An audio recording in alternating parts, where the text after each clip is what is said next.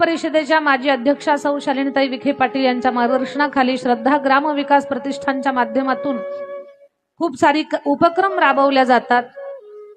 सन्मान नारी शक्तीचा, जागर स्त्री शक्तीचा, त्याचंच प्रतीक म्हणून मागच्या 17 वर्षापासून जी कथा कीर्तनाची जी सुंदर परंपरा चालत आलेली आहे, त्या परंपरेमध्ये यावर्षी या श्रद्धा ग्राम विकास प्रतिष्ठाननं देवी भागवत कथा सत्राचं नियोजन केलेलं आहे। या व्यासपीठावरनं खूप साऱ्या कथा झाल्या, रामायण झालं, भागवत झालं, शिवमहापुराण, महिला कीर्तन महोत्सव, महाराष्ट्रातील प्रख्यात कीर्तनकारांच्या मुखातून कीर्तन महोत्सव पार पडले।